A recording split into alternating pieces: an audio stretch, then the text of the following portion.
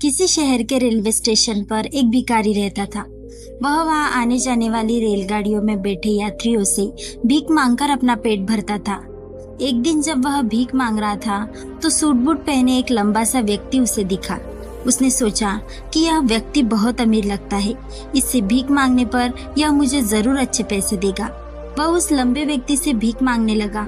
भिखारी को देखकर उस लंबे व्यक्ति ने कहा, तुम हमेशा मांगते ही रहते हो, क्या कभी किसी को कुछ देते भी हो? भिखारी बोला, साहब मैं तो भिखारी हूँ, हमेशा लोगों से मांगता ही रहता हूँ, मेरी इतनी औकात कहाँ कि किसी को कुछ दे सकूं। लंबा व्यक्ति बोला, जब किसी को कुछ दे नहीं सकते तो तुम्हें मांगने का भी कोई हक नहीं है। मैं एक व्यापारी हूँ और लेन देन में ही विश्वास करता हूँ। अगर तुम्हारे पास मुझे कुछ देने को हो तभी मैं तुम्हें बदले में कुछ दे सकता हूँ। इतना कहने के बाद वह लंबा आदमी ट्रेन में बैठकर चला गया। इधर भिखारी उसकी कही गई बात के बारे में सोचने लगा। उस लंबे व्यक्ति के द्वारा कही गई बात उस भिखारी के दिल में उतर गई। वह सोचने लगा कि शायद मुझे भीख में अधिक पैसा इसलिए नहीं मिल पाता क्योंकि मैं उसके बदले में किसी को कुछ दे नहीं पाता हूँ। लेकिन मैं तो भिखारी हूँ, किसी को कुछ देने लायक भी नहीं हूँ। लेकिन कब तक मैं लोगों को बिना कुछ दिए केवल मांगता ही रहूंगा। बहुत सोचने के बाद उस भिखारी ने निर्णय किया कि जो भी व्यक्ति उसे भीख देगा उसके बदले में वह भी उस व्यक्ति को कुछ जरूर देगा। लेकिन अब उसके दिमाग में यह प्रश्न चल रहा था कि वह खुद भिखारी है तो भीख के बदले में वह दूसरों को क्या दे सकता है। इस बात को सोचते हुए दिन हो गए, लेकिन उसे अपने प्रश्न का कोई उत्तर नहीं मिला था।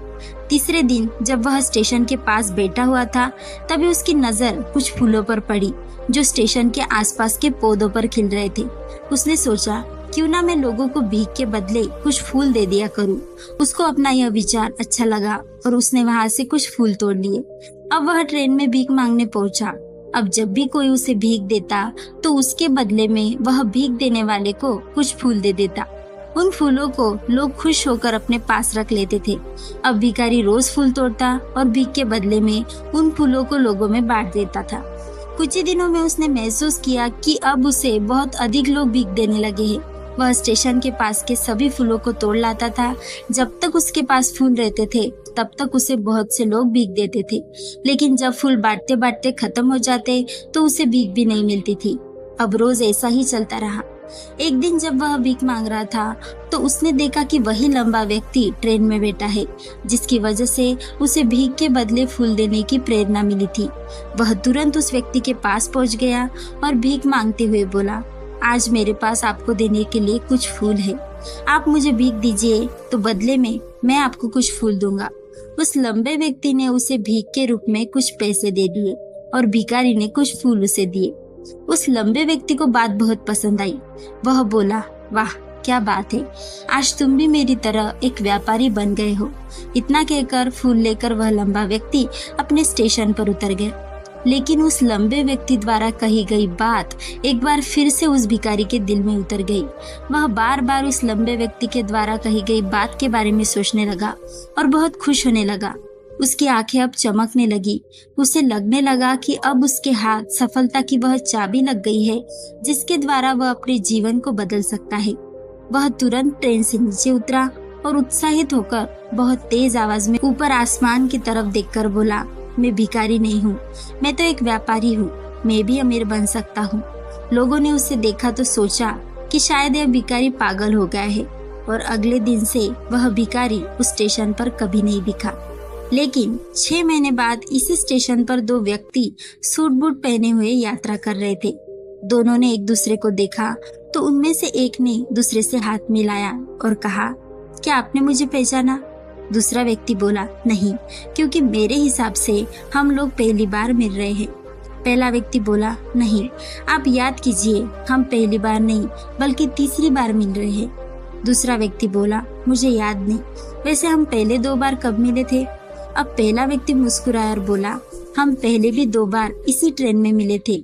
मैं वही भिखारी हूँ जिसको आपने पहली मुलाकात में बताया कि मुझे जीवन में क्या करना चाहिए और दूसरी मुलाकात में बताया कि मैं वास्तव में कौन हूँ।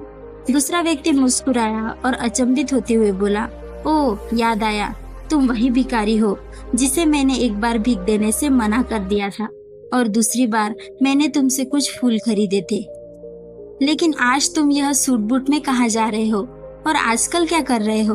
तब पहला व्यक्ति बोला, हाँ, मैं वही भिखारी हूँ, लेकिन आज मैं फूलों का एक बहुत बड़ा व्यापारी हूँ और इसी व्यापार के काम से ही दूसरे शहर जा रहा हूँ। कुछ देर रुकने के बाद वह फिर बोला, आपने मुझे पहली मुलाकात में प्रकृति का वह नियम बताया था जिसके अनुसार हमें तभी कुछ मिलता है जब हम कुछ देते हैं, और जब आपसे मेरी दूसरी मुलाकात हुई तब आपने मुझे बताया कि मैं एक व्यापारी बन चुका हूँ। अब मैं समझ चुका था कि मैं वास्तव में एक भिखारी नहीं बल्कि व्यापारी बन चुका हूँ। दोनों व्यापारी अब बहुत खुश थे और स्टेशन आने पर साथ उतरे और अपने अपने व्यापार की बात करते हुए आगे बढ़ गए। दोस्तों, इस कहानी से हमें बहुत कुछ सीखने को मिलता है। कहानी में लंबा व्यापारी गिव एंड टेक के नियम को बहुत अच्छी तरह जानता था। दुनिया के सभी बड़े व्यापारी इसी जीवन के नियम का उपयोग करके सफल हुए हैं। इस कहानी का सार यह है कि सफलता आपकी सोच में छुपी होती है। खुद का आत्मसम्मान जगाए, अपनी सोच को बड़ा बनाइए और देखिए कैसे आप सफलता के शिखर पर पहुंच जाते हैं। तो दोस्तों, अगर आपको ये वीडियो पसंद आई हो तो वीडियो को लाइक और चैनल को सब्सक्राइब जरूर कर ले।